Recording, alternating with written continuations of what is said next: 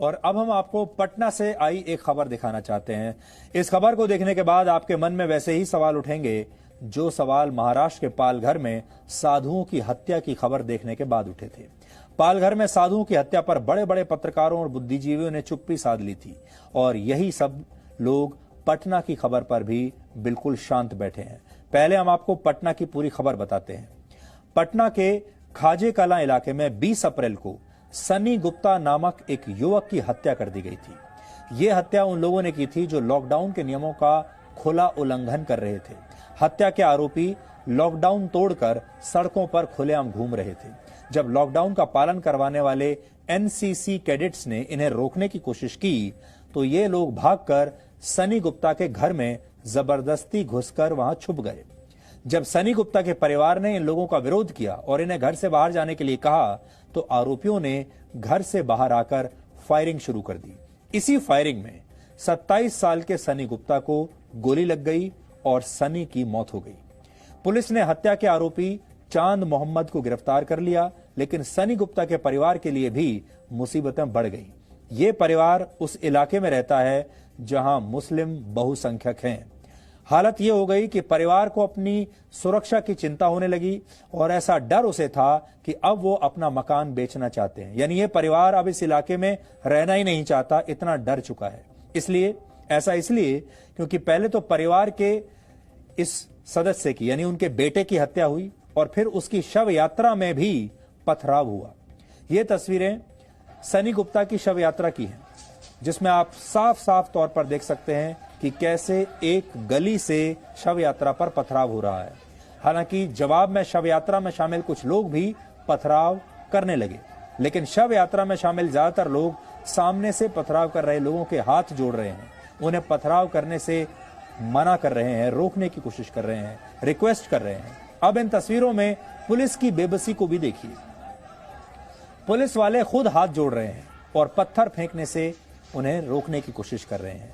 पहली बात यह कि शव यात्रा को अगर पुलिस को सुरक्षा देनी पड़े तो यह कितनी खतरनाक स्थिति है। सोचिए, इस देश में ऐसी स्थिति पैदा हो गई जहां एक शव यात्रा को भी पुलिस सुरक्षा की आवश्यकता पड़े, क्योंकि उन गलियों से, उस मोहल्ले से ये शव यात्रा गुजर नहीं सकती। और ये वही मोहल्ला है जहां पर पुलिस घुस नहीं सकती। आपने देखा होगा, हम हर बार ये बात कहते हैं, इस देश में बहुत सारे मोहल्ले ऐसे हैं, इलाके हैं जहां उस शहर की पुलिस भी जाने से डरती है। ये भी वही मोहल्ला है। दूसरी बात यह कि पुलिस वाले खुद कितने लाचार दिख रहे हैं। पुलिस की ऐसी ही लाचारी हमें पालघर में भी दिखाई दी थी, जब पालघर में साधुओं की हत्या हुई पुलिस वालों के सामने। जब पुलिस इस तरह से एक इलाके में बेबस है तो फिर आम लोगों का पुलिस पर भरोसा कैसे हो सकता है। वैसे हम लगातार ये कहते हैं कि इस देश में ऐसे कई मोहल्ले हैं जहां पुलिस भी जाने से डरती है और पटना का ये मोहल्ला भी वही है। हैरानी वाली बात यह है, हैरानी की, कि पुलिस ने उल्टे शव यात्रा में शामिल पीड़ित परिवार के लोगों पर ही लॉकडाउन तोड़ने का मामला दर्ज कर लिया।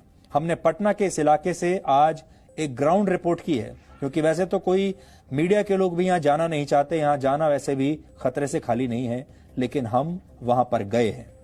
ये वो खबर है जिसे कानून व्यवस्था का मामूली मामला बताकर दबाने की कोशिश हुई है, जिस पर कोई बात नहीं कर रहा। लेकिन आप सब लोग जब ये ग्राउंड रिपोर्ट देखेंगे तो आपको समझ में आ जाएगा कि इस देश में धर्मनिरपेक्षता के नाम पर क्या हो रहा है। एक समुदाय को सताया जा रहा है और दूसरे समुदाय को वीआईपी ट्रीटमेंट दी जा रही है।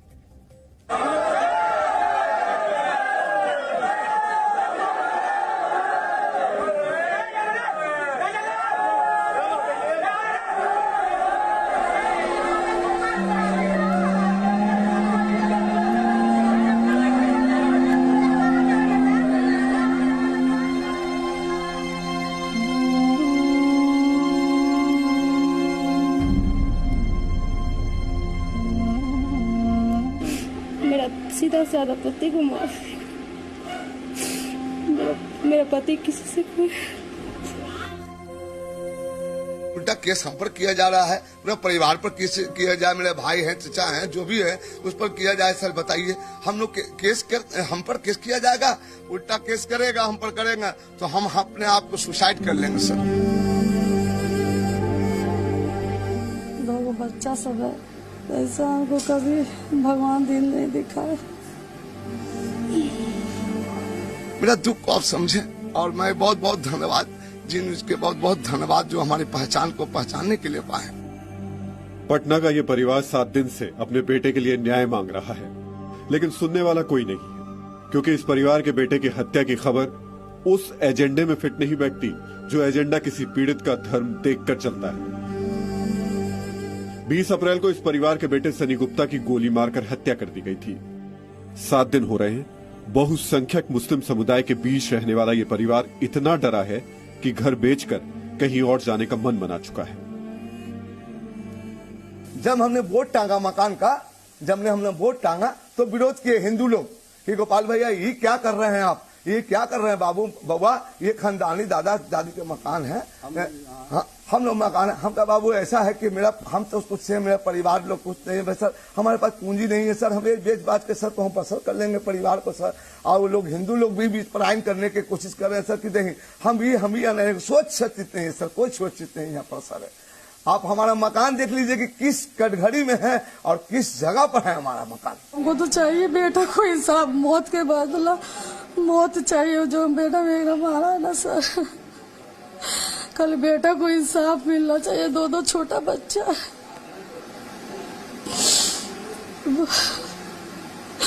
सबसे प्यारा बेटा तो मेरा बड़ा वही था। 1 महीना तो बाबू घर में ही था, कभी कदार थोड़ा सा निकलता था, उस दिन वो भी नहीं गया। हमको बस कुछ नहीं चाहिए, बस उसको जो मेरे पति को मारा है उसको बस फांसी लगना चाहिए। मेरा सीधा साधा पति को मार मेरा पति किसी से कोई। इस परिवार के बेटे की ही हत्या नहीं, सिस्टम पर इनके भरोसे की भी हत्या हुई, क्योंकि एक तरफ लॉकडाउन का पालन करने वाला परिवार है जिसे अपना बेटा खोना पड़ा, दूसरी तरफ लॉकडाउन का पालन न करने वाले लोग हैं जो लॉकडाउन तोड़कर हत्या करने से भी नहीं डर रहे। लॉकडाउन तोड़ने वाले इन्हीं लोगों ने 20 अप्रैल को खाजे कला में सनी गुप्ता की जान ले ली थी।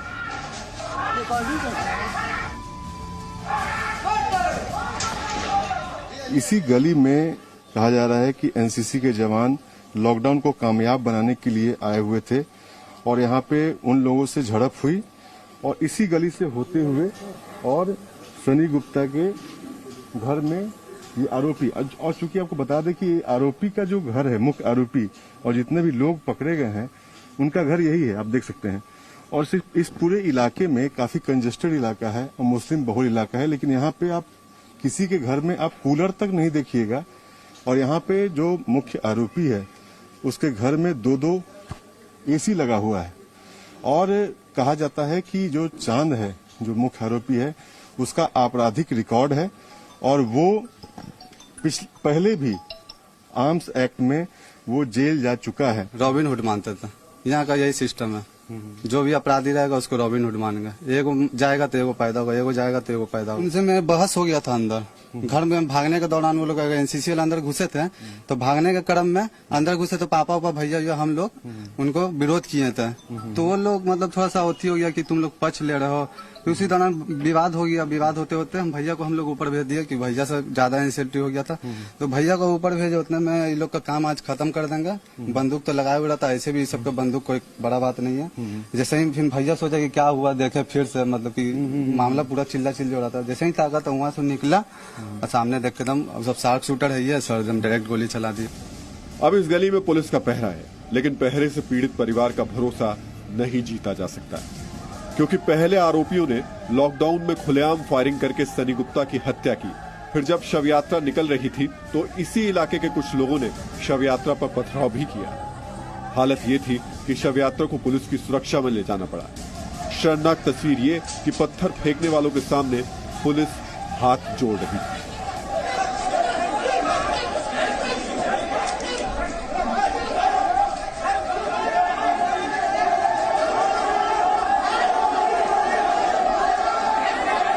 ये कैसा सिस्टम है जिसके होते हुए किसी पीड़ित परिवार के लिए शव यात्रा निकालना भी मुश्किल हो जाता है। लेकिन बात सिर्फ इतनी नहीं, सनी गुप्ता की शव यात्रा पर पथराव हुआ, लेकिन केस भी उल्टा सनी गुप्ता के परिवार वालों पर ही कर दिया गया। पुलिस ने पीड़ित परिवार और उनके रिश्तेदारों में 16 लोगों के खिलाफ लॉकडाउन के उल्लंघन का मामला दर्ज कर लिया।